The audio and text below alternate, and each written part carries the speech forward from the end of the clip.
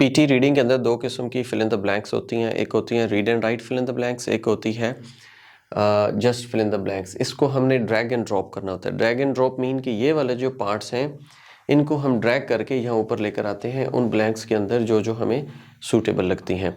अब हमारे पास जो टाइटल है जी आर्ट्स ऑक्यूपेशंस। इस आर्ट्स ऑक्यूपेशन को हमने सामने रखना है, इसको हमने पढ़ना है, पढ़ के हमने यहाँ से ड्रैग करना है एंड ड्रॉप करना है।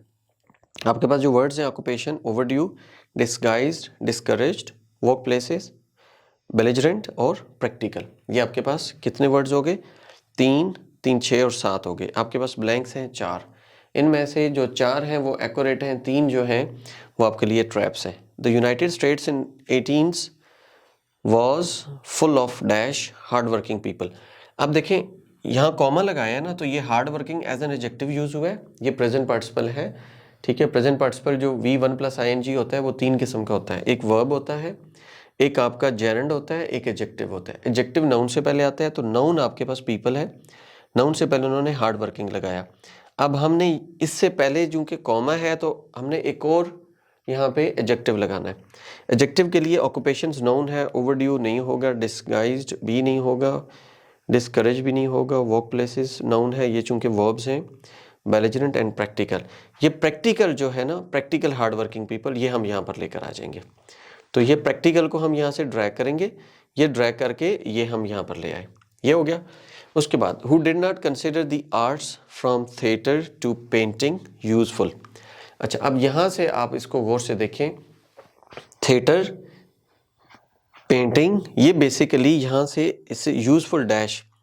अब थिएटर क्या था, पेंटिंग क्या था, ये यूजफुल हमारे पास देखें तो ये ऑक्यूपेशंस हैं बेसिकली। कुछ लोग थिएटर में काम कर रहे हैं, कुछ पेंटिंग पे काम कर रहे हैं। चूंकि आर्ट्स का जिक्र हो रहा है, आर्ट्स ऑक्यूपेशन का, तो ये दोनों ऑक्यूपेशंस हैं, तो ये यहाँ पे चले जाएंगे। ये दोनों यूजफुल ऑक्यूपेशंस थे।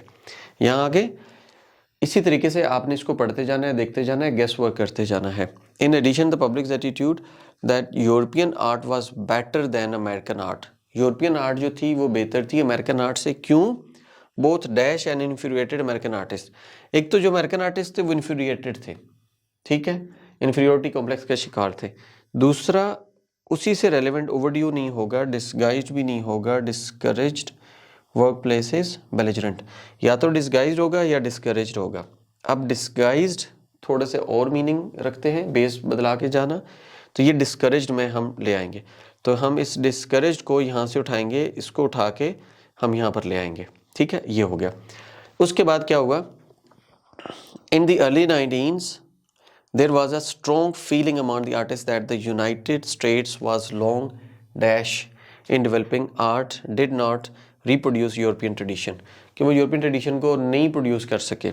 उसके लिए देखें ओवरड्यू है, डिस्गाइज्ड नहीं, United state was so long, work places in developing art नहीं, बेलिजरेंट, बेलिजरेंट ये तो जंगजू होता है, ये भी नहीं। तो ये फिर आपका ओवरड्यू हो जाएगा। ओवरड्यू को हम उठाएंगे, इसको उठा के हम यहाँ पर ले आएंगे, ये हमारे पास ओवरड्यू आ जाएगा। इस तरीके से developing art did not reduce. अच्छा, ये हमने कर लिया फिल इन द ब्लैंक्स। अब हम देखते हैं कि इसका स्कोर क्या आता है। हम सबमिट करेंगे और हमारा 4 आउट ऑफ 4 आ गया। 4 आउट ऑफ 4 आ गया, तो इट्स मीन के ये जो हमारे पास स्कोर है ये इस तरीके से आप कर सकते हैं। कोई रॉकेट साइंस नहीं है, बिल्कुल आसान है, मुश्किल नहीं है। चूँकि ये आपकी वोकैबलरी का टेस्ट है तो आपकी ग्रामर और वोकैबलरी वो स्ट्रॉन्ग होनी चाहिए। क्यों वोकैबलरी और ग्रामर स्ट्रॉन्ग होनी चाहिए? कि मैंने इस पीपल को उठाया, एडजेक्टिव इसके साथ ये था तो मैंने यहाँ भी एडजेक्टिव लगा दिया। ये चूँकि दो पहले ऑक्यूपेशंस थे, थिएटर, पेंटिंग, तो मैंने यहाँ ऑक्यूपेशंस लगा दिया। यहाँ चूँकि वो बता रहे हैं कि यूरोपियन आर्ट बेहतर थी अमेरिकन आर्ट से, तो अमेरिकन क्या थे, वो एक तो डिस्करेज थे और दूसरे इन्फीरियरिटी थी उनकी, तो लिहाजा इन्फीरिएटेड की वजह से मैंने यहाँ पे डिस्करेज लगा दिया था। और यहाँ पे चूँकि बाकी फिट नहीं हो रहे थे, बेलिजरेंट जंगजू होता है ये नहीं फिट हो रहा था, वर्क प्लेसेस यहाँ नहीं आ रहा था, तो उसके बाद डिस्गाइज्ड भी नहीं आ रहा था, तो ओवरड्यू मैंने लगा दिया और ओवरड्यू की वजह से वो ठीक हो गया और इस तरीके से हमारा स्कोर आ गया। जब भी आपने फिल इन द ब्लैंक्स करनी है, चूँकि ये ग्रामर का टेस्ट है, वोकैबलरी का टेस्ट है, तो इन दोनों चीज़ों पर आपने काम करना है। थोड़ा सा अच्छे तरीके से पार्ट्स ऑफ स्पीच को आप कवर कर लेंगे तो आप इसको सीख सकते हैं। हमने एक सीरीज़ शुरू की हुई है लिस्ट ऑफ कंफ्यूजिंग वर्ड्स की, बेताशी वीडियोस हम उस पे कर चुके हैं फेसबुक यूट्यूब पे, और बेताशी व्यूज़ भी हैं, शेयर्स भी हैं। आप उस सीरीज़ को ज़रूर देखेंगे, आप उसको देखेंगे तो आपके ये कॉन्सेप्ट सारे क्लियर हो जाएंगे। ठीक है, ऑनलाइन क्लासेस के लिए you can join us at Yashal from our studio, and for physical classes you can join at Yashal English. Thank you so much, take care, अल्लाह हाफिज़।